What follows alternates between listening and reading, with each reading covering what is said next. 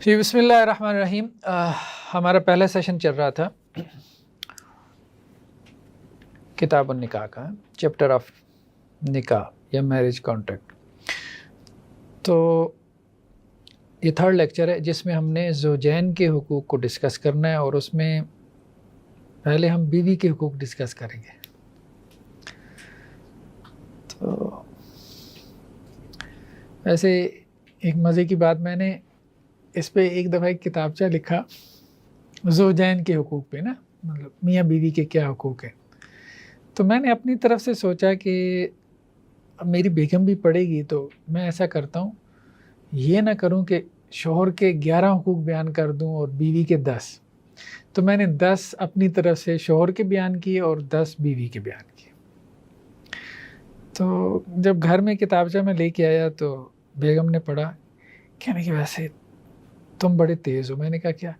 کہنے کہ جو تو بیوی کے کا ایک حق تھا، تم نے اس کو 10 بنا کے پیش کر دیا، مطلب اسی ایک حق کو مختلف طرح سے 10 اینگل سے پیش کر دیا، اور شوہر کے 10 کے 10 حقوق بیان کر دیے۔ تو یہ تو کوئی انصاف نہیں ہے۔ خیر بہرحال ہم اس میں بھی ابھی کوشش کریں گے، عورتیں پتہ نہیں اس کو کس طرح سے لیتی ہیں، لیکن ہم کوشش یہی کریں گے کہ شوہر کے کچھ حقوق کم ہی بیان ہو اور عورتوں کے کچھ زیادہ ہی بیان ہو۔ بہرحال اچھا، کچھ حقوق تو ایسے ہیں جو کہ کامن ہیں، مشترک ہیں دونوں کے لیے ہیں، شریعت میں جن کا ہمیں پروف ملتا ہے۔ سب سے پہلے جسے ہم کہتے ہیں حق استمتاع، ایک دوسرے سے فائدہ اٹھانا، ٹھیک ہے۔ میرٹل ریلیشن شپ جسے ہم کہتے ہیں، ازدواجی تعلق جو ہے، اللہ نے مرد کو عورت کے لیے اور عورت کو مرد کے لیے، شوہر کو بیوی کے لیے، بیوی کو شوہر کے لیے حلال کیا۔ اس پہ ہم تھوڑا سا آگے چل کے اس کو ہم تھوڑا سا ڈسکس کرتے ہیں، کھولتے ہیں بات کو۔ سیکنڈ ہے حق وراثت، انہیریٹنس کا جو رائٹ ہے، شوہر اپنی بیوی کا وارث ہوگا اور بیوی اپنے شوہر کی وارث ہوگی۔ میرج کانٹریکٹ سے یہ بھی ایک حق ثابت ہو جاتا ہے۔ تیسرا ہے نسب، یعنی نسب جاری ہوتا ہے، ٹھیک ہے۔ وہ نسب جو ہے وہ ماں سے بھی جاری ہو رہا ہے اور باپ سے بھی جاری ہو رہا ہے، دونوں سے جاری ہو رہا ہے۔ اور چوتھا ہے حسن سلوک، دونوں کو اس کا حکم ہے کہ ایک دوسرے کے ساتھ حسن سلوک سے پیش آئیں۔ خیر ان میں سے کچھ چیزوں کو ہم آگے چل کے کھولتے ہیں۔ تو ابھی ہم جو ہے نا، وہ ہمارا جو موضوع ہے وہ ہے بیوی کے حقوق۔ جو ایک پارٹنر کا حق ہے، دوسری کی وہ رسپانسبلٹی ہے۔ ایک کا رائٹ ہے، دوسری کی رسپانسبلٹی ہے۔ تو بیوی کا حق ہے، شوہر کا فرض ہے۔ تو بیوی کے حقوق کو ہم نے 2 طرح سے کیٹیگرائز کیا۔ ایک تو اس کے مالی حقوق ہیں، شوہر کا کوئی مالی حق نہیں ہے، کیونکہ اصل میں مالی ذمہ داری تو ساری شوہر کے اوپر ہے۔ تو بیوی کے مالی حقوق ہیں۔ بیوی کے مالی حقوق کو اگر ہم سمرائز کریں تو ایک تو حق مہر ہے، یعنی شوہر نے شادی کے موقع پہ کچھ نہ کچھ اس کو دینا ہے۔ اب وہ کتنا دینا ہے، اس کی کم از کم یا زیادہ سے زیادہ مقدار ہمارے دین میں مقرر نہیں۔ کم از کم مقدار کیا ہو سکتی ہے؟ بعض روایات میں یہ بھی ملتا ہے کہ اللہ کے وسلم نے ایک صحابی کی کسی خاتون سے نکاح کر دیا تھا، ایک جوتوں کی جوڑے کے ہے بس۔ تو آپ وسلم نے اس عورت سے بھی پوچھا، آپ اس پہ راضی ہو؟ تو اس نے کہا میں راضی ہوں۔ زیادہ سے زیادہ قرآن نے کہا کہ اگر تم نے کسی عورت کو جو ہے وہ قنطار یعنی ڈھیر سونا دیا ہو حق مہر میں، تو اگر سیپریشن ہو جائے تو اس میں سے کچھ واپس نہ لو۔ تو مطلب یہ بھی ہو سکتا ہے۔ حضرت عمر رضی اللہ عنہ کے زمانے میں ایک مرتبہ حضرت عمر نے ممبر پہ کھڑے ہو کے کہا کہ میرا دل یہ کرتا ہے کہ میں حق مہر کی جو ہے نا وہ ایک انتہائی مقدار مقرر کر دوں، 400 درہم۔ اور انہوں نے کہا جو اس سے زیادہ جو ہے نا وہ حق مہر دے گا وہ بیت المال میں جائے گا۔ تو ایک بوڑھی عورت نے حضرت عمر رضی اللہ عنہ سے کہا کہ یہ فیصلہ ٹھیک نہیں ہے۔ حضرت عمر نے کہا کیسے؟ تو انہوں نے کہا اللہ تعالیٰ تو یہ کہتے ہیں کہ اگر تم نے اپنی بیوی کو قنطار یعنی سونے چاندی کا ڈھیر دیا ہو تو اس میں سے واپس نہ لو۔ تو حضرت عمر نے کہا تم ٹھیک کہہ رہی ہو۔ حضرت عمر نے وہ پھر واپس لے لیا فیصلہ اپنا۔ تو مطلب اس کی کم از کم مقدار یا زیادہ سے زیادہ مقدار مقرر نہیں ہے، کچھ بھی ہو سکتی ہے. انسان کو اپنے سوشل سٹیٹس کے مطابق دینا چاہیے. مطلب جیسے قرآن نے کہا نا لِيُنْفِقْ ذُو سَعَةٍ مِّن سَعَتِهِ، جو وسعت والا ہے، جس کو اللہ نے فراخی دی ہے، مال و دولت دی ہے، وہ اپنی وسعت کے مطابق خرچ کرے. جو تنگ دست ہے وہ ٹھیک ہے، وہ اپنی تنگ دستی کے مطابق خرچ کرے. تو جس کو تو اللہ نے دیا ہے وہ اپنا حق مہر جو ہے وہ زیادہ رکھے. آپ صلی اللہ علیہ وسلم کی بعض شادیوں میں ہمیں ملتا ہے کہ اس میں حق مہر کوئی آپ کہہ لیں کہ 4-5 لاکھ تک بھی ہے. مطلب اس وقت تو چاندی ہوتی تھی، تو اس چاندی کو اگر ہم کیلکولیٹ کریں تو وہ 4-5 لاکھ بھی گیا ہے، حق مہر گیا ہے. تو مرد کو چونکہ یہ تحفہ ہے، ایک ہدیہ ہے، قرآن نے اس کو کہا کہ مرد کی طرف سے، تو اچھا تحفہ دینا چاہیے، اور عورت اس کو پھر یاد بھی رکھتی ہے. یعنی اگر مرد صاحب حیثیت ہو اور حق مہر میں کنجوسی کرے گا تو ساری زندگی اس کو تانے سننے کو ملیں گے. تو اگر اپنی ضرورت سے زیادہ دے گا تو عورت اس کو یاد رکھے گی.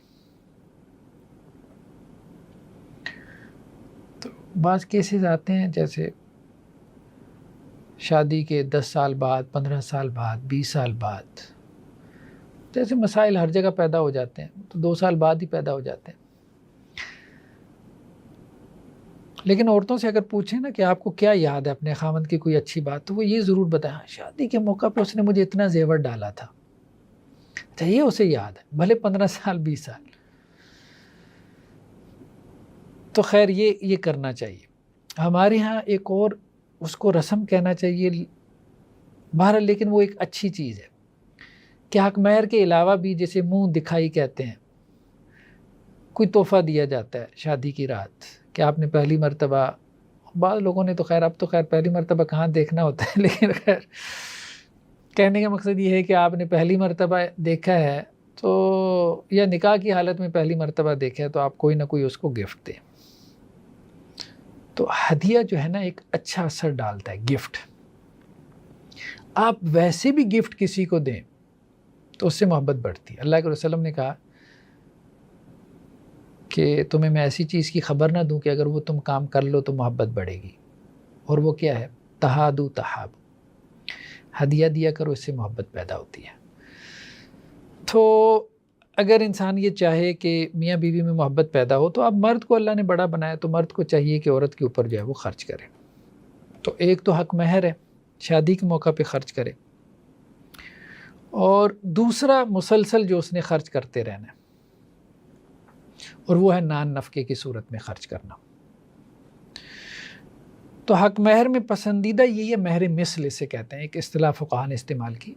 لڑکی کے خاندان میں جو ایک رواج ہوتا ہے تو اس رواج کا دھیان کرنا چاہیے. بعض میرے پاس نوجوان لڑکے آتے ہیں، کہتے ہیں جی فلاں جگہ رشتہ بھیجا ہے، وہ حق مہر بڑا مانگتے ہیں. تو میں نے کہا بھائی بات یہ ہے کہ آپ کو کس نے کہا وہاں شادی کریں؟ مطلب اللہ نے آپ کے اوپر فرض کیا کہ آپ وہاں شادی کریں. جب آپ ایک اچھے خاندان میں جا کے شادی کر رہے ہیں تو اگر وہ حق مہر، اچھے حق مہر کا تقاضا کر رہے ہیں کہ آپ ہماری بیٹی کی قدر کریں اور اتنا حق مہر آپ رکھیں، تو اس میں کوئی ایسی بات تو نہیں. میرے خیال میں تو کوئی ایسی بات نہیں. آپ کہیں اور شادی کر لیں، کسی غریب خاندان میں کر لیں جہاں حق مہر کم ہو. یعنی آپ نے خواہش بھی وہاں شادی کی کرنی ہے، ڈھونڈ کے آپ نے لڑکی جو ہے وہ اس کے اوپر انگلی رکھنی ہے کہ اس کو میں نے لے کے آنا ہے، اور آپ نے کہنا ہے کہ جی نہیں شرطیں بھی پھر میری ہوں. ایسے تو نہیں چلتا. تو خیر حق مہر کا اگر تقاضا بھی ہو لڑکی والوں کے خاندان کی طرف سے کہ ہمارے خاندان میں ایسے ایسے رواج ہے، تو اس کا برا نہیں منانا چاہیے. یہ نہیں کہنا چاہیے کہ جی یہ تو کوئی دنیا یا مادہ پرستی ہو رہی ہے. نہیں، یہ میرے خیال میں کمنٹس ٹھیک نہیں ہوں گے، کیونکہ قرآن نے اس کا تذکرہ کر دیا نا، اور اللہ نے اس کا ذکر کر دیا کہ یہ ڈھیروں سونا چاندی بھی ہو سکتا ہے، اور اس میں اس کا تقاضا کیا جا سکتا ہے. اور پھر حق مہر معجل ہو یا غیر معجل، جسے کہتے ہیں فوراً ادا کر دیا جائے یا بعد میں ادا کر دیا جائے، لیکن بہرحال ادائیگی اس کی لازم ہے. وہ مرد کے ذمہ ایک قرض کے طور پہ باقی رہتا ہے. دوسری چیز نان نفقہ ہے، اور قرآن نے کہا کہ مرد کو اللہ نے اسی وجہ سے گھر کا ذمہ دار بنایا. الرجال قوامون علی النساء، اچھا عام طور پہ اس کا ترجمہ یہ کر دیا جاتا ہے کہ مرد جو ہے نا وہ عورتوں کے اوپر نگران ہے. بعض لوگ نے یہ ترجمہ کیا, ٹھیک ہے کسی حد تک ترجمے ٹھیک ہیں, لیکن ہمارے یہاں اب یہ جو فیمنزم کی تحریکیں ہیں نا وہ اس کو نیگیٹو طرف لے جاتی ہیں. اچھا یہ تو اب ایڈمنسٹریٹر بن گیا, یہ تو اب داروغہ بن گیا ہے گھر کے اوپر ہے, مطلب ایسے ایسے ترجمے کر دیتی ہیں. داروغہ تھانے دار ہے جیسے گھر کا ہے. اصل بات یہ ہے کہ قوام کا مطلب ہے ذمہ دار.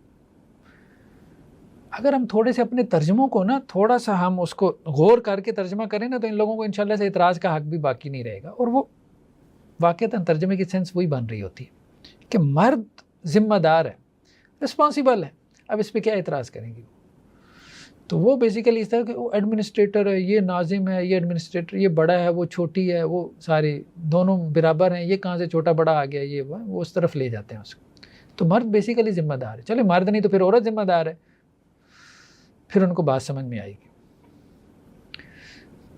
تو مرد چونکہ ذمہ دار ہے کس وجہ سے کہ ایک تو اللہ تعالیٰ نے اس کو اس کی جسمانی ساخت ایسی بنائی ہے, وَبِمَا أَنفَقُوا مِنْ أَمْوَالِهِمْ, اور دوسرا وہ خرچ کرتے ہیں, مسلسل خرچ کرتے ہیں. تو مرد چونکہ خرچ کر رہا ہے, اب یہ بھی ہے نا عورتیں, مطلب بعض عورتیں اب دیکھیں نا جیسے ان کو یہ ہوتا ہے جی عورتوں کے لیے کیوں حدیثیں ہیں کہ وہ جو ہے نا مرد کی اطاعت کریں, مرد کے لیے ایسی حدیثیں کیوں نہیں. بھائی یہ کیوں نہیں بی بی کہتی کہ مردوں کے لیے یہ قرآنی آیات کیوں ہیں کہ وہ عورتوں پہ خرچ کریں, عورتوں کے لیے کیوں نہیں ہے کہ وہ مردوں پہ خرچ کریں. ٹھیک ہے, مطلب عورت کیوں نہیں گھر کا خرچہ اٹھاتی, عورت کیوں نہیں جو ہے وہ بچوں کا خرچ اٹھاتی, عورت کیوں نہیں مرد کو گھر لے کے دیتی, اس کو اپنے گھر میں کیوں نہیں رکھتی. تو بات یہ ہے کہ کچھ چیزیں اللہ نے, اگر آپ نے ریلیجن کو دیکھنا ہے, مذہب کو دیکھنا ہے, کچھ چیزیں اللہ نے مرد کے اوپر ڈال دیں, کچھ عورت کے اوپر, اس طرح سے ایک بیلنس اللہ نے پیدا کیا. تو اگر آپ کو مذہب کی چیزیں اتنی بری لگتی ہیں تو پھر آپ دوسری طرف مذہب کی چیزیں انجوائے کیوں کر رہے ہیں. یعنی جب لینے کی باری آتی ہے تو مذہب نے یہ کہا ہے, ٹھیک ہے, مذہب نے ہمیں یہ حقوق دیے ہیں, مذہب نے عورت کے اوپر ذمہ داری ڈالی ہے. آپ ویسٹ میں دیکھیں نا, وہاں یہ جو تحریکیں چلی ہیں ویمن رائٹس کی, تو اس سے مردوں کو فائدہ ہوا ہے, کیونکہ مذہب تو تھا نہیں, تو انہوں نے تو دونوں کو برابر لا کے کھڑا کر, انہوں نے کہا بی بی قطار میں کھڑا ہونا ہے, پیچھے آگے کھڑی ہو جاؤ, لائن لگی ہوئی ہے, مرد عورت دونوں برابر ہیں. اب ہمارے ہاں چونکہ ایک مشرقی ذہنیت ہے نا, لیڈیز فرسٹ, ٹھیک ہے, خاتون آ جائے گی, آپ دو چار مرد خود ہی پیچھے ہو جائیں گے, بس میں کھڑی ہے بہن آپ آ کے بیٹھ جائیں. اچھا ان کے یہاں یہ تصور نہیں, وہ تو کہتے ہیں آپ سب جگہ برابر, اب آ کے کھڑی ہو, محنت کرو, تم اپنی باری پہ آؤ, اپنی ٹرن پہ آؤ. تو اب وہاں تو بالکل وہ برابری کا تصور ہے. گھر میں بھی جو ہے وہ تم کما کے لاؤ, برابری کی سطح پہ جو ہے وہ گھر کا خرچ اٹھاؤ, ذمہ داری اٹھاؤ. پھر وہاں تو مرد ریلیکس ہوا. لیکن ہمارے ہاں کیا تھا کہ مرد کے اوپر پہلی ساری ذمہ داریاں تھیں, عورت کو آپ نے اس کی ذمہ داریوں سے بے وقف کر دیا تو مرد کی ذمہ داریاں بڑھ گئیں. یہ ٹھیک نہیں ہوا.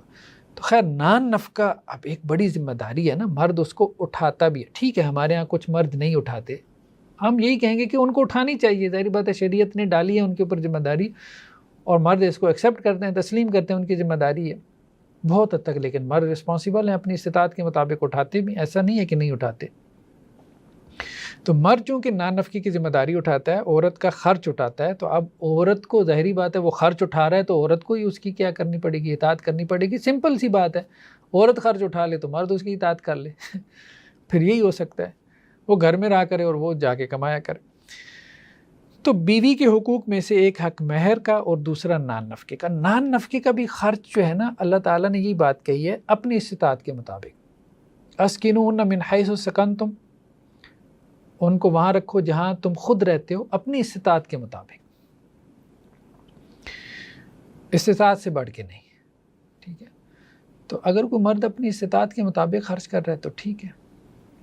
اللہ کے وسلم کے پاس حضرت ابو سفیان رضی اللہ عنہ کی بیوی حضرت ہندہ آئیں اور کہنے لگی کہ جی ابو سفیان جو ہے نا میرے اوپر خرچ نہیں کرتے, بخیلی کنجوسی سے کام لیتے ہیں, کیا میں ان کی پاکٹ سے نکال لوں, مطلب جیب, اپنا جیب خرچ. تو اللہ کے رسول نے کہا اپنا بھی اور اپنی اولاد کا بھی نکال لو, یہ چوری نہیں ہے, اس میں کوئی حرج نہیں. تو شوہر اگر خرچ نہ کرتا ہو تو بیوی اس سے پوچھے بغیر بھی اس سے لے سکتی ہے.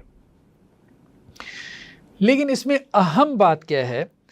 اہم بات یہ ہے کہ بیویوں کا جو مطالبہ ہے نا وہ استطاعت کے مطابق ہی ہو. استطاعت سے یہ نہیں کہ مرد قرض لے کے آئے اور ان کی خواہشات پوری کرے، یہ نہیں.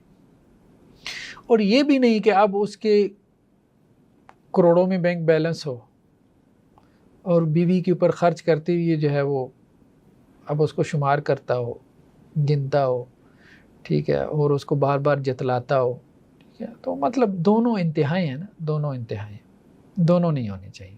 اور دونوں قسم کے کریکٹرز ہمیں مل جاتے ہیں. ایک وہ لوگ جن کے پاس بہت مال و دولت ہے لیکن بخیل ہیں، کنجوس ہیں، نہ اپنے اوپر لگاتے ہیں نہ بیوی بچوں پہ لگاتے ہیں، یہ ایک انتہا ہے. اللہ کے رسول نے اس سے منع کیا. ایک صحابہ اللہ کے رسول کے پاس کہنے لگے میرے پاس 1 دینار ہے، کہاں خرچ کروں؟ اللہ کے رسول نے کہا اپنے اوپر. ایک اور دینار ہے، کہاں خرچ کروں؟ آپ نے کہا اپنی بیوی بچوں پہ خرچ کر. تو کہنے کا مقصد اللہ کے رسول نے اس کی ترغیب دی اور یہ بھی کہا کہ وہ نوالا جو تم اپنی بیوی کے منہ میں ڈالتے ہو اس کا بھی تمہیں اجر ملے گا. دوسرا کیا ہے؟ غیر مالی حقوق، یعنی کچھ تو مالی حقوق ہیں عورت کے اور کچھ ہیں غیر مالی حقوق. تو مالی میں نے آپ کو بتایا کہ لاسٹ لیکچر میں بھی ہماری بات ہوئی کہ عورت کی ساری بات لے دے کے مال کے گرد گھومتی ہے. اچھا ایک اور چیز آپ نوٹ کریں گے، عورت ساری چیزوں پہ رشتوں میں کمپرومائز کر لیتی ہے. آج بھی اب آپ دیکھیں سوسائٹی کی اگر آپ اس کو آبزرو کریں، رشتوں میں سب سے زیادہ پریفر جو چیز کی جاتی ہے عورت کی طرف سے یا عورت کے ایون کے خاندان کی طرف سے، وہ عورت کے بہاف بھی ہو رہا ہوتا ہے، وہ مال ہے. شکل و صورت بھی کمپرومائز ہو جاتی ہے، ایجوکیشن بھی کمپرومائز ہو جاتی ہے، دینداری بھی کمپرومائز ہو جاتی ہے، مال و دولت. ٹھیک، تو یہ عورت کے مسائل ہیں. ٹھیک ہے، اللہ تعالیٰ نے اس کے لیے مال کی محبت جو ہے نا وہ بہت زیادہ محبوب بنا دی اس کے لیے. یعنی عورت کی آزمائش ہوئی ہے مال کے ذریعے سے اور مرد کی آزمائش ہوئی عورت کی. کہا نا میری امت کے مردوں کے لیے سب سے بڑا فتنہ کیا ہے؟ فتنہ مراد آزمائش عورتیں. عورتوں کے لیے سب سے بڑی آزمائش کیا ہے؟ وہ مال ہے. تو مالی حقوق جو ہے نا یہ تو مرد جو ہے نا اس کو دینے والا ہونا چاہیے، مطلب کھلے دل کا ہونا چاہیے. اگر اللہ نے اس کو دیا ہے تو اس کو آگے تقسیم کرے، زیادہ حسابی کتاب بھی نہ ہو. ٹھیک ہے، اجاڑنے والا بھی نہ ہو. ظاہری بات ہے دین نے بھی اس کو پسند نہیں کیا کہ ایسی بیوی گھر میں لے ہو جو اجاڑنے والی ہو. لیکن یہ ہے کہ کنجوسی اور بخیلی بھی اچھی نہیں، اس لیے قرآن نے ایک لفظ استعمال کیا نا وَكَانَ بَيْنَ ذَلِكَ قَوَامًا. ٹھیک ہے، نہ وہ فضول خرچ ہیں نہ وہ کنجوس اور بخیل ہیں، بس درمیان میں معتدل ہیں. دوسرا ہے حسن معاشرت. غیر مالی حقوق کی ہم بات اگر کریں تو اس میں سب سے پہلے کیا حسن معاشرت. قرآن نے کہا وَعَاشِرُوهُنَّ بِالْمَعْرُوفِ کہ بیویوں کے ساتھ جو ہے نا وہ اچھی طرح سے زندگی گزر بسر کرو، اچھا سلوک کرو. اچھا اگر آپ یہ بات کہیں نا کہ عورتوں کے جتنے حقوق ہیں سب کو اگر ہم ایک لفظ میں سمرائز کریں نا، ایک لفظ میں، تو وہ حسن معاشرت ہے. یعنی اچھا اخلاق، اچھا رویہ. یعنی مرد کو حکم یہ ہے کہ وہ اپنی بیوی کے ساتھ، یہ اچھا شوہر کیا ہے؟ اچھے شوہر کو اگر آپ ایک لفظ دینا چاہیں تو جس کا اپنی بیوی کے ساتھ اخلاق اچھا ہے. یہی اللہ کے رسول نے کہا نا کہ تم میں سے بہترین وہ ہے کہ جس کے اخلاق اچھے ہوں. اور اسی طرح سے ایک اور ہے جو میں بہترین وہ جو اپنے گھر والوں کے لیے اچھا، اور میں تم میں سب سے زیادہ اپنے گھر والوں کے لیے اچھا ہوں. تو مسند احمد کی روایت کے الفاظ ہیں کہ سب سے کامل ایمان اس شخص کا ہے جس کے اخلاق سب سے اچھے ہیں، اور تم میں سے سب سے بہترین لوگ وہ ہیں جو اپنی بیویوں کے لیے کیا ہیں؟ بہترین ہیں. تو حسن معاشرت. ٹھیک ہے، نو ڈاؤٹ باہر والوں کو بھی آپ کے اخلاق کا فائدہ ہوتا ہے، لیکن گھر والوں کو ان اخلاق کا فائدہ ہونا چاہیے. اور آپ صلی اللہ علیہ وسلم کی حسن معاشرت میں ہمیں یہ سب چیزیں ملتی ہیں. حضرت عائشہ رضی اللہ عنہ سے روایت ہے کہ اللہ کے وسلم جیسے آپ نے مجھ سے دوڑ لگائی اور ایک مرتبہ آپ صلی اللہ علیہ وسلم جیت گئے اور ایک مرتبہ میں جیت گئی ہیں. اسی طرح سے ایک اور روایت کے الفاظ ہیں، اللہ کے وسلم نے کہا کہ یہ جو کھیل تماشا ہے یہ اللہ تعالیٰ کو اتنا پسند نہیں ہے، لاہ لعب۔ ہاں 3 قسم کے کھیل ایسے ہیں کہ جو اللہ کو پسند ہے، تیر اندازی ہے، گھوڑ سواری ہے، اور ایک وہ جو انسان اپنے گھر والوں کے ساتھ کھیلتا ہے، اپنے گھر والوں کو جو وقت دیتا ہے۔ تو بیویوں کو وقت دینا، ٹائم دینا، مطلب یہ اہم چیز ہے۔ اللہ کے رسول نے دیا، بہت مصروف زندگی کے باوجود آپ صلی اللہ علیہ وسلم کا معمول یہ ہوتا تھا کہ عصر سے مغرب کے درمیان کا وقت آپ بیویوں کے لیے مختص کر دیتے تھے، یعنی سب کے ہاں جاتے تھے۔ ایک تو یہ ہے نا کہ ایک رات کسی کے ہاں مختص تھی، لیکن یہ ہے کہ عصر سے مغرب کے درمیان تقریباً سب کے ہاں چکر لگاتے تھے۔ تو ایک خاص وقت دینا، اچھا اس کا بڑا فرق پڑتا ہے، بہت فرق پڑتا ہے۔ یہ جو زیادہ گیپ آ جاتا ہے نا میاں بیوی میں، ذہنی گیپ کی ہم بات کر رہے ہیں، وہ بھی اس وجہ سے آتا ہے کہ ایک دوسرے کو وقت نہیں دے پا رہے ہوتے، اور عام طور پہ یہ شوہروں کا مسئلہ ہوتا ہے، بزنس میں الجھی ہوئی ہیں، ملازمت ہے، مطلب آپ کہہ لیں کہ اوور ٹائم لگا رہے ہیں، ٹھیک ہے وہ بھی ضروریات زندگی اپنے گھر والوں کی ضرورت پوری کرنے کے لیے، یا دوستوں وغیرہ میں، یا ادھر ادھر اور اس قسم کے مشاغل ہیں۔ اب گھر میں وقت نہیں دے پاتے، گھر میں وقت نہیں دے پاتے نا، تو ان کے دل ٹھنڈے نہیں رہتے۔ اچھا عورتیں اس کی شکایت کرتی ہیں، مرد اس کو نارمل لیتے ہیں، بی بی کیا ہے، مطلب کیا بیٹھ کے کیا باتیں کریں ہم، اب ظاہر بات ہے وہ کس کی کیا باتیں سن، اس کا دل بھی نہیں لگتا ان باتوں میں، وہ باتیں بھی ایسی ہوتی ہیں۔ اچھا اس نے تو گھر بار کی باتیں کرنی ہے، کچن کی باتیں کرنی ہے، اس نے اپنی سہیلیوں کی باتیں کرنی ہے، اس نے مطلب کپڑے لتوں کی باتیں کرنی ہے۔ تو اب کوئی ہمارے جیسا ہوگا، مطلب جیسے کوئی دانشوری کا شوق ہوگا تو وہ کہے گا یار کیا بات، خیر بہرحال، لیکن ٹائم دینا چاہیے، ٹائم دینا چاہیے، اس سے بہت فرق پڑتا ہے۔ آپ روزانہ اگر بیوی کو 1 گھنٹہ دینا شروع کر دیں اور اس کی باتیں صرف سننا شروع کر دیں، بہت فرق پڑے گا۔ جو درمیان میں گیپ آ چکا ہے ریلیشن شپ کا، ہم آگے چل کے اس پہ گفتگو کریں گے، لو ہیٹ ریلیشن شپ پہ، کہ یہ لو کا جو ریلیشن شپ ہوتا ہے، قرآن نے کہا نا مودت اور رحمت کا ہے، یہ ہیٹ ریلیشن شپ میں کیسے بدل جاتا ہے، پھر اس کو دوبارہ لو کی طرف کیسے لایا جا سکتا ہے، اس پہ ہم کچھ گفتگو کریں گے۔ تو میاں بیوی میں ایک لو ہیٹ ریلیشن شپ قائم ہو جاتا ہے، محبت کے ساتھ ساتھ ایک نفرت پیدا ہو جاتی ہے، اور وہ دونوں پیرل چل رہی ہوتی ہیں۔ اچھا اس میں یہ چیز جو ہے نا، یہ تدبیر بڑی کارگر ہے کہ اگر آپ بیویوں کو وقت دینا شروع کر دیں، مرد کی اپنی ڈیمانڈز ہیں، اس کی اپنی ضرورتیں ہیں، عورت کی وہ ضرورتیں نہیں ہیں۔ عورت کی ضرورت اگر آپ ایک لفظ میں بیان کریں وہ ہے رومانس، ٹھیک ہے۔ مرد کو اگر ایک لفظ میں بیان کریں وہ ہے اس کی جو مطلب سیکشول، جو اس کی عورت کو وقت چاہیے، بیسیکلی تعریفیں چاہیے، ٹھیک ہے، اور اس کی ہاں میں ہاں ملائیں، اس کی باتیں سنیں، اور بڑی محنت۔ آپ نے دیکھا ہوگا نا بڑے بڑے بل بورڈز کے اوپر کیا لگا ہوتا ہے، تم سارا دن کرتی کیا ہو؟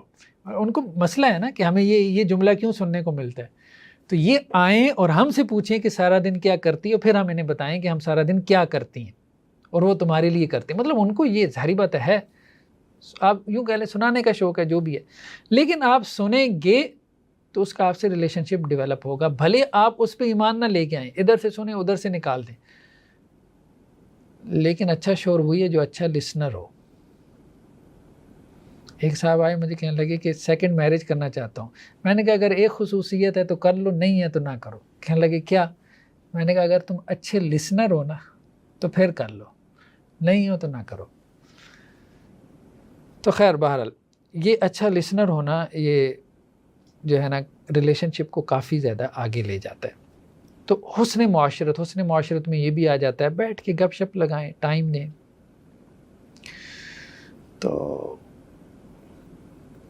جو انڈور گیمز ہوتی ہیں بچوں کے ساتھ کھیلنا، اللہ کے رسول صلی اللہ علیہ وسلم کی ایک اور حدیث ہے، آپ صلی اللہ علیہ وسلم نے کہا کہ عورتوں کے بارے میں میری نصیحت سن لو۔ عورت جو ہے نا ٹیڑھی پسلی سے پیدا ہوئی ہے۔ اچھا یہ حدیث ہم نے اسے سنانی ہوتی ہے لڑائی میں چھڑانے کے لیے، اس حدیث کو سمجھنے کی ضرورت ہے۔ یہ بیسیکلی اس کی برائی نہیں ہے،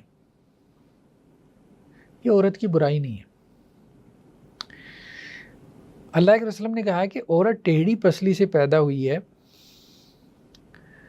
اور اگر تم اس کو سیدھا کرنا چاہو گے تو اس کو توڑ دو گے، اور اگر اس کو چھوڑے رکھو گے تو وہ ٹیڑھی رہے گی۔ عورتوں کے بارے میں میری یہ بات غور سے سن لو۔ 2 دفعہ اللہ کے رسول نے کہا اس کو غور سے سنو۔ یہ اصل میں بات تھی، اللہ نے اس کو ٹیڑھا پیدا کیا ہے، تم اس کو سیدھا کر کے کرو گے کیا؟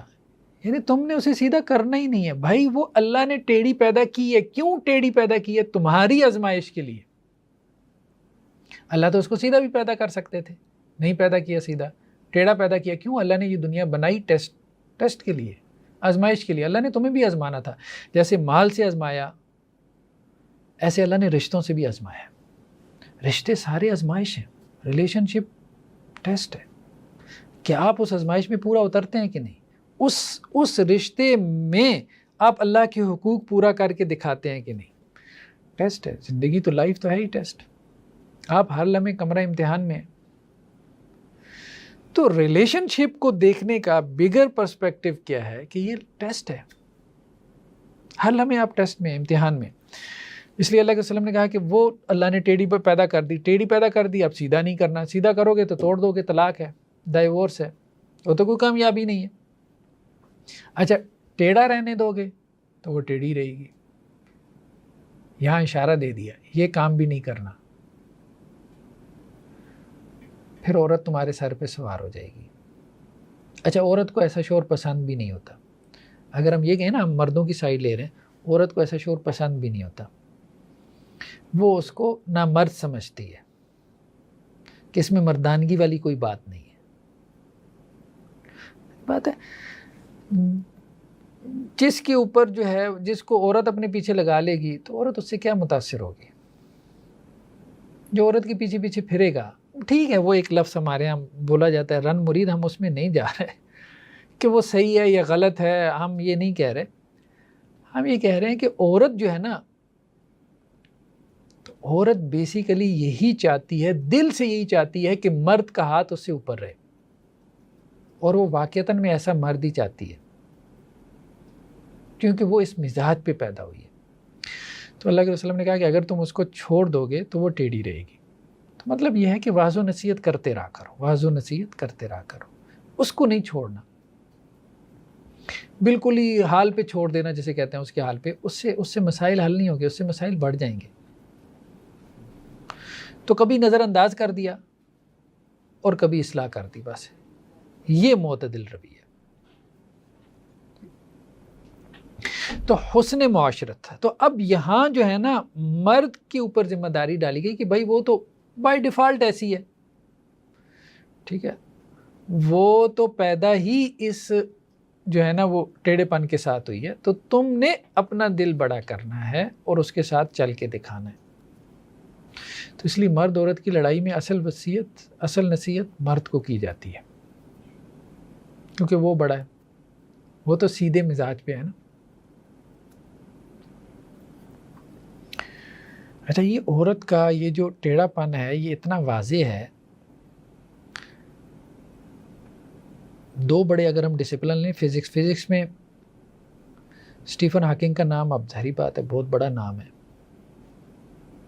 ایک مرتبہ تو اس نے کہا کہ بھائی کائنات کے راز جاننا اتنا مشکل ہے جتنا کہ یہ جاننا کہ اگلے ملے تمہاری بیوی تم سے کیا کہنے والی ہے یا تمہاری بات پہ کیا رسپانس کرنے والی ہے۔ چھوٹی سی بات کے اوپر بہت خوش ہو جائے اور چھوٹی سی بات کے اوپر اتنی بڑی لڑائی کر دے، آپ نہیں سمجھ سکتے۔ سائیکالوجی میں جائیں، فرائڈ سے بڑا نام کوئی نہیں ہے 20ویں صدی میں۔ تو اس نے بھی کہا کہ میں نے 25 سال ریسرچ کیا لیکن مجھے سمجھ نہیں آ پائی ابھی تک کہ عورت چاہتی کیا ہے۔ خیر بہرحال دین نے یہ بات کہی ہے کہ وہ انپریڈکٹیبل، مطلب کوئی ایک مہذب لفظ ہم استعمال کریں، اس کی طرف سے جو رسپانس آنا ہے نا وہ آپ اس کو پریڈکٹ نہیں کر سکتے، اچھا ہے یا برا ہے۔ چھوٹی سی بات پہ آپ پیٹ پڑا کر اتنی خوش ہو جائے گی اور چھوٹی سی بات کے اوپر اتنی ناراض ہو جائے گی۔ تو اس لیے اللہ تعالیٰ نے کہا کہ یہ اصل میں ہے اس کو ٹیڑھ پن کہا گیا ہے، بیلنس نہیں ہے۔ اچھا ایک اور بات بتاؤں، یہ بہت ضروری تھا، یہ عورت کے لیے بہت ضروری تھا۔ اس کی وجہ یہ ہے کہ گھر جو ہے نا، گھر، اب اس کی بنیاد مرد اور عورت نے رکھی۔ مرد کے اندر شعور غالب ہے، عورت کے اندر ایموشنز غالب ہے۔ تو مرد نے جب بچوں کی تربیت کرنی ہے تو اس نے شعوری تربیت کرنی ہے، یعنی ان کے شعور کو صحیح رخ دینا ہے، یعنی باپ نے۔ ماں نے جب تربیت کرنی ہے، اس نے ان کی ایموشنل ہیلتھ، ماں کی ساری اٹیچمنٹ کے ایموشنل ہے، بچوں کی ساری ایموشنز ماں کے ساتھ گرد گھوم رہی ہوتی ہیں، اور پاکستانی تو ویسی اماں اماں۔ تو اب ایموشنل ہیلتھ، اب اس کے اندر وہ ایموشنز اتنے اسٹرانگ ہوں گے ماں کے اندر، تو تبھی وہ کام کر پائے گی جو اس کی ذمہ داری ہے۔ تو بیسیکلی اس نے ان کے ایموشنل ہیلتھ کو دیکھنا ہے، تو اس لیے اس کے ایموشنز بہت اسٹرانگ رکھے گا، اس کے جذبات جو۔ اچھا خیر، بہرحال مادی حقوق میں دوسرا جو ہے وہ ہے حفاظت، یعنی مرد کی یہ ذمہ داری ہے کہ اپنی بیوی کو سیکیور کرے، ٹھیک ہے۔ ظاہری بات ہے باہر کا معاشرہ اب تو ایسا نہیں ہے، خیر ہر دور میں مسائل تو ہیں۔ تو غیرت مند ہونا گھر کی عورتوں کے حوالے سے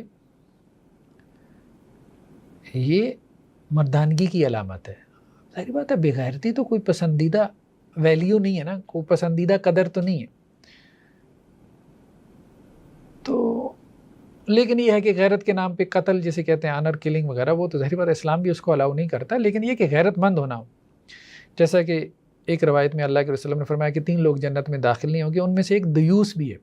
دیوس اسے کہتے ہیں جسے ہم اپنی زبان بغیرت کہتے ہیں، وہ اپنے گھر کی عورتوں کے حوالے سے وہ بغیرت ہے، مطلب اسے نہیں کوئی پرواہ کہ جی میری بہن کہاں جا رہی ہے، بیٹی کا کس کے ساتھ جو ہے وہ ریلیشن شپ چل رہا ہے، یا میری بیوی جو ہے وہ کہاں منہ ماری کر رہی ہے، اس کو پسند نہیں کیا گیا۔ ویسے مذہب کی بات ہم چھوڑ دیں، جہاں لوگ مذہب کو فالو نہیں کرتے وہاں بھی پسند نہیں کرتے، اس کو خیانت سمجھا جاتا ہے۔ اگر کوئی ریلیشن شپ ہے، ظاہری بات ہے میاں بیوی کا ہے، اگر ان میں سے کوئی ایک ایسا کرے گا تو دوسرا اس کو فیل کرتا ہے اور اس ریلیشن شپ سے نکل جاتا ہے، کیونکہ یہ کرپشن ہے، خیانت ہے، اس کو کوئی پسند نہیں کرتا۔ تو اپنی بیوی جو ہے نا اس کی حفاظت اس کا ذمہ دار ہے، مطلب شوہر جو ہے مطلب اس کو اسٹرانگ ہونا چاہیے، اس قابل ہونا چاہیے کہ اب یہ نہیں کہ جی جسے کہتے ہیں نا گھر سے باہر کھٹکا ہو رہا، وہ بیوی کا تم باہر جاؤ تم باہر جاؤ، ایسا نہیں۔ اب ظاہری بات ہے بیوی ایسے شوہر کی کیا عزت کرے گی۔ تیسرا جو ایک حق ہے، یا آپ کہہ لیں کہ جی حقوق کا جو مجموعہ ہے،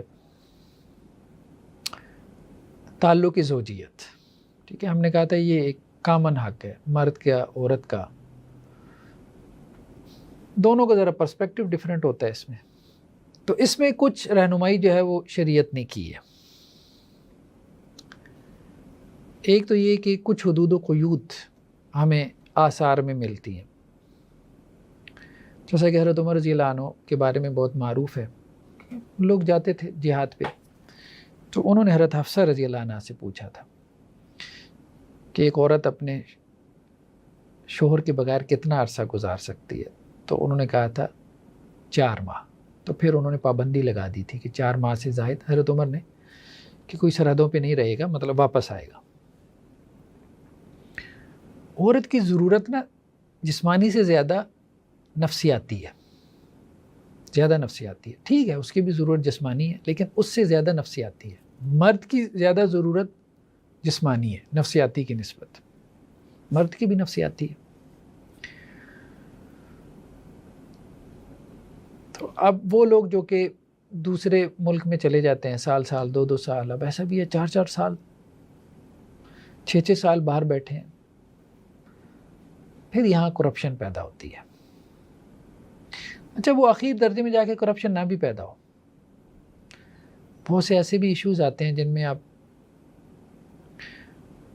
جی ہم تو صرف بات چیت کر رہے ہیں، مطلب یہ تو وہ ہے نا جن کو میں براہ راست ڈیل کرتا ہوں، تو اس میں کیا حرج ہے؟ میں کہتا ہوں اگر کوئی حرج نہیں ہے تو آپ نے سوال ہی کیوں پوچھ لیا؟ اگر پوچھ لیا تو ظاہری بات ہے آپ کو کوئی حرج لگ رہا تھا جو آپ نے پوچھا۔ اب آپ چاہتے ہیں کہ میں جواز کا فتویٰ دے دوں تاکہ وہ جو آپ کے دل میں کانٹا کھٹک رہا ہے تو آپ مطمئن ہو جائیں کہ جی چلو جی صرف فون پہ ہی چٹ چیٹ ہو رہی ہے. تو مرد کی ضرورت اس کی سیکشول ہے، جنسی ضرورت ہے. عورت کی ضرورت یہ ہے کہ اسے محبت چاہیے، یا جسے ہم کہتے ہیں پیار چاہیے، یا اسے کمپنی چاہیے، یا اسے باتیں چاہیے، گفتگو چاہیے دل لبھانے والی. اب یہ اس کی ضرورت ہے، اس کے بغیر اس کے لیے رہنا مشکل ہو جاتا ہے.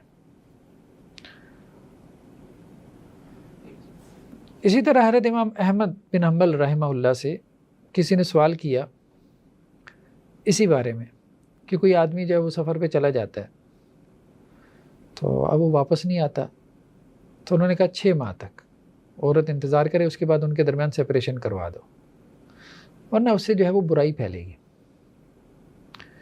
وہ وہاں جا کے منہ ماری کرے گا، یہ یہاں پہ جو ہے وہ منہ ماری کرتی پھرے گی، اور یہ کرپشن ہمیں سوسائٹی میں ارد گرد نظر آتی ہے. ہم تو ایک اچھے ماحول میں بیٹھے ہیں، آپ کہہ لیں جیسے سمندر میں جزیروں میں بیٹھے ہیں، تھوڑا سا باہر نکلیں ہم ان جزیروں سے، یہ جو مذہبی جزیرے ہم نے بنائے ہیں اپنے جیسے لوگوں کے ہیں، تو وہ بھی اسی سمندر میں. لیکن یہ ہے کہ تھوڑا سا اگر ہم سمندر کی طرف نظر اٹھا کے دیکھیں، آگے جائیں، بہت گندگی ہے، بہت گندگی ہے، بہت زیادہ کرپشن ہے میریٹل لائف میں بھی. ایون کہ یہ چیزیں آپ کو بہت نظر آتی ہیں، میاں بیوی نے ایک دوسرے پہ نظر رکھنے کے لیے جاسوسی کے آلات خرید لیے، یا ایون کہ جاسوس رکھ لیے، بہت عام ہے. اور شکوک و شبہات اور یہ سب کچھ. اور خیر وہ پچھلے دنوں جو ہے وہ UAE میں ایک کیس بہت معروف ہوا. وہ شوہر جو ہے وہ کچھ چٹ چیٹ کرتا تھا مردوں کے ساتھ، تو بیوی نے اس کو پکڑ لیا، تو دونوں نے آپس میں طے کیا کہ جی ایک دوسرے کے موبائل کے جو پاسورڈز ہیں وہ شیئر کریں گے. پاسورڈ شیئر کر دیے، بعد میں پھر وہ جاری رہی. عادت بد وہ نہیں رہتی، اتنی آسانی سے نہیں جاتی. وہ بیوی نے بچوں کو دکھا دیا، اس سے وہ مسائل پیدا ہوئی ہے. وہ شوہر کورٹ میں چلا گیا، اس نے کہا یہ میری پرسنل لائف تھی. کورٹ نے شوہر کے خلاف فیصلہ دیا. تو اب بات یہ ہے کہ یہ مسائل ہمیں اب نظر آتے ہیں اور کورٹس تک پہنچ رہے ہیں اور ڈسکشن میں آ رہی ہیں یہ باتیں. لیکن یہ ہے کہ اس چیز کا دھیان کرنا چاہیے. مرد اور عورت جو ہے وہ اللہ تعالیٰ نے دونوں کو ایک دوسرے کی ضرورت بنایا. تو ایک دوسرے کی ضرورت اگر وہ نہیں پوری کریں گے، اور ہوتا کیا اصل میں انانیت درمیان میں آڑے آ جاتی ہے. مرد کی ضرورت ہے عورت سے، مرد کو جھکنا پڑتا ہے، وہ جھکنا نہیں چاہتا. عورت کی ضرورت ہے مرد سے، اسے کمپنی چاہیے، اسے لگتا ہے مجھے جھکنا پڑے گا، وہ جھکنا نہیں چاہتی. مثال کے طور پہ عورت کو چاہیے نا کہ شوہر مجھے پیسے دے، اس کی پہلی ڈیمانڈ ہے کہ مجھے مانگنا نہ پڑے پیسے، اور خود آ کے دے دیا کرو. ٹھیک ہے. اب یہی شوہر کو ہوتا ہے کہ جی اگر اسے ضرورت محسوس ہو رہی ہے اپنی بیوی کی، تو اب وہ کہتا ہے اب مجھے اس کی منت سماجت کرنی پڑے گی، یہ وہ. تو یہ چیز کیا ہے؟ اب ظاہر بات عورتوں میں ویسے ہی ناز نخرہ ہوتا ہے. ایک دفعہ دوسری دفعہ پھر وہ سوچے گا اچھا میں ذلیل ہو رہا ہوں، خوار ہو رہا ہوں. ٹھیک ہے، وہ اپنے طور پہ سوچ رہا ہے، وہ ناز نخرہ دکھا رہی ہے. ٹھیک، ہر ایک اپنے اینگل سے سوچ رہا ہوتا ہے. یہی چیز اس کے اندر ایک ہیٹ پیدا کرنا شروع کر دیتی ہے، انانیت درمیان میں آڑے آ جاتی ہے. یہ چیزیں آہستہ آہستہ کمپلیکس ہونا شروع ہو جاتی ہیں. پھر ہر ایک یہ سمجھتا ہے دونوں میں سے کہ اب بیوی یہ سمجھتی ہے کہ میں نے اس سے پیسے مانگے تو میرا ہاتھ نیچے ہو جائے گا، میں کو مانگتی ہوں، میں کو فقیر ہوں، میں اس کی ذمہ داری ہوں، رسپانسبلٹی ہوں، اسے خود میرے اوپر خرچ کرنا چاہیے، خود جو ہے نا وہ مجھے لا کے میرے ہاتھ پہ پیسے رکھنے چاہیے، یہ تمہاری جو ہے نا وہ منتھلی ہے. تو اب وہ معاملہ شروع کہاں سے ہوتا ہے یہ نکالنا بہت مشکل ہو جاتا ہے. 8 10 سال 12 کہ پہلی مرتبہ کس نے ایسا کیا تھا، بہت مشکل ہو جاتا ہے. دونوں ایک دوسرے کے ریئیکشن میں چل رہے ہوتے ہیں. اچھا مجھے اس کے بعد جھک کے جانا پڑتا ہے, اب میں اسے جھکاؤں گا. بیوی بھی بہت سمجھدار ہے, بہت سمجھدار ہے عورت, بہت سمجھدار ہے, صحیح بات ہے. کاؤنسلنگ سے اندازہ ہوتا ہے بہت سمجھدار ہے, اس کو سب باتیں سمجھ میں آ رہی ہوتی ہیں. اسے پتہ ہے مجھے شوہر کو کیسے گرانا ہے, کہاں پہ گرانا ہے. بس جو اللہ سے ڈرنے والی ہوتی ہے وہ کبھی سوال میں پوچھ لیتی ہے کہ میں اس طرح کر رہی ہوں تو میں کتنی گناہ گار ہوں گی. سمجھ میں آ رہی ہوتی ہے اس کو سارے ایٹیچیوڈ. بیوی کو یہ بھی سمجھ میں آ رہا ہوتا ہے کہ اب اس کی ضرورت ہے, یہ میرے پاس اس لیے نہیں آ رہا, اس کو ضرورت محسوس ہو رہی ہے کیونکہ اس کو جھکنا پڑے گا اور مجھے اس کو جھکانا ہے اور مجھے اس کو اسی طرح سے چلانا ہے. بہت کمپلیکس ہے بھائی, آپ گہرائی میں جائیں گے بہت کمپلیکس ہے. میاں بیوی کی جو سیاست ہے, شکر ہے زبان پہ نہیں آتی, اللہ کا شکر ہے زبان پہ نہیں آتی, لیکن ذہنوں میں جو کچھ چل رہا ہوتا ہے اگر وہ اسکرین پہ آ جائے تو انسان حیران رہ جائے. لیکن اس کے بغیر کوئی چارہ نہیں ہے کہ دونوں ایک دوسرے کی ضرورت کا احترام کریں اور اگلے کو یہ احساس دلائے بغیر اس کی ضرورت کو پورا کریں. شوہر اگر مال عورت کی ضرورت ہے یا کمپنی اس کی ضرورت ہے تو شوہر کو جتلائے بغیر اس کی یہ ضرورت پوری کرتے رہنا چاہیے. اور اسی طرح سے اگر سیکس جو ہے وہ مرد کی ضرورت ہے تو بیوی کو جتلائے بغیر یا اس کو پیچھے لگائے بغیر یا نیچے لگائے بغیر.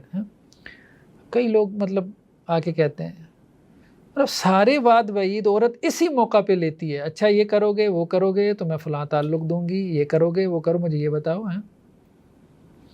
اب اس سے وہ مطلب وہ کہتا ہے کہ یہ اب ایسی ہے کہ جیسے اب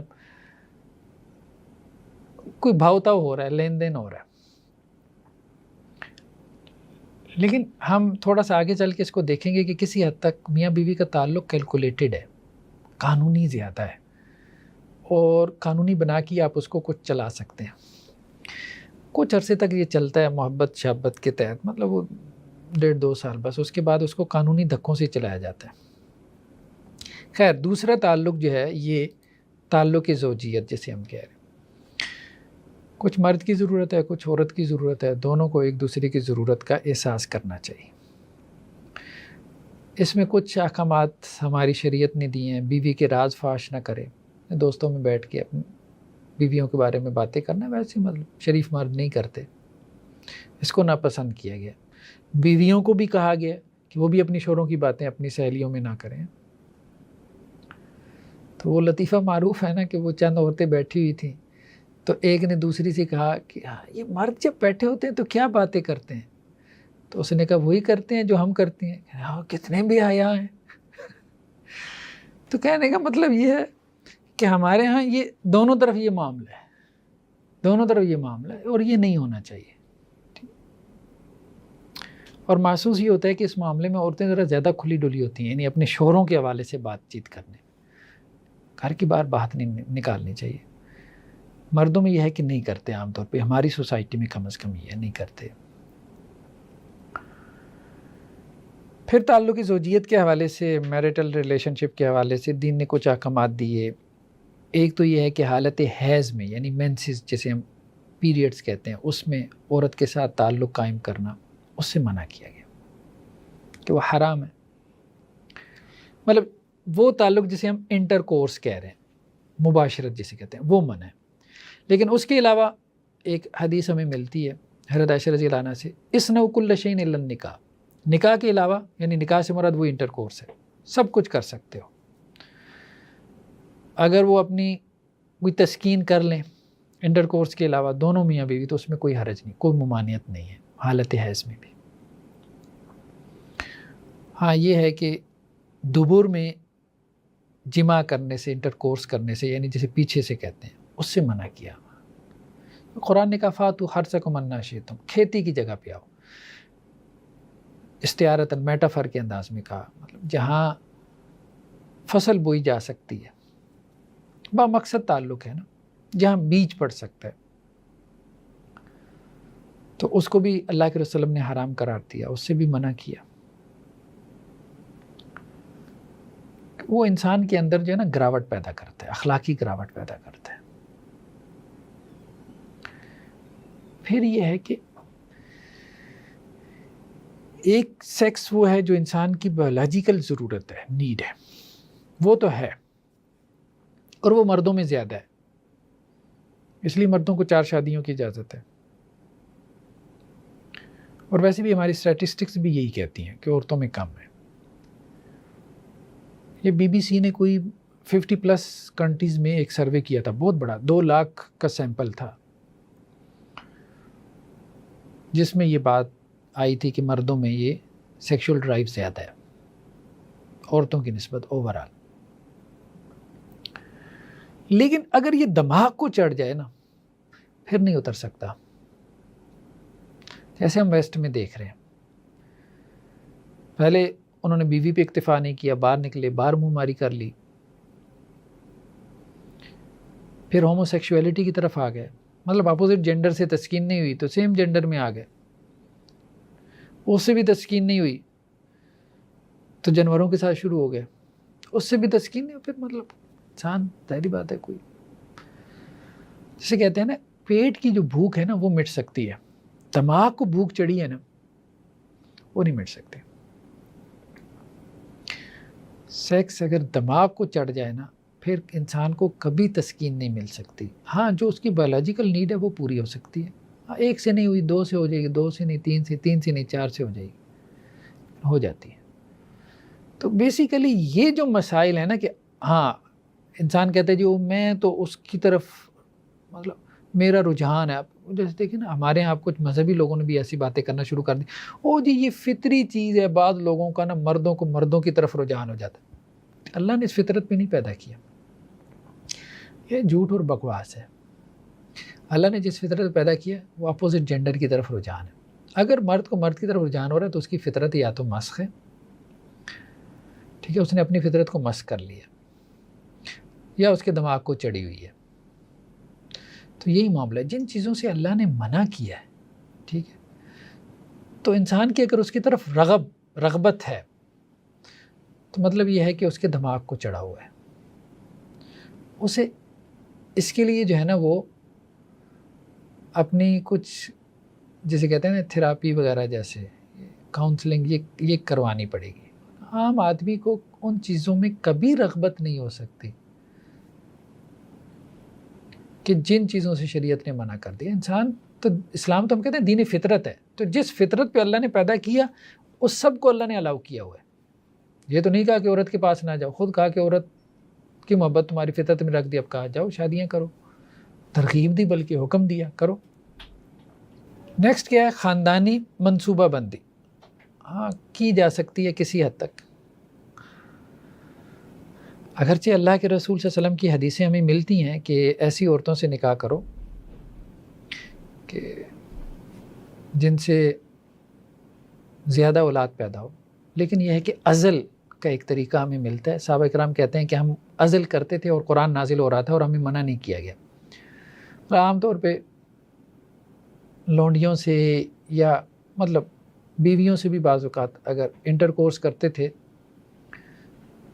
تو اپنا جو سیمن ہے وہ اس کو باہر گرا دیتے تھے، مادہ منویہ جسے ہم کہتے ہیں۔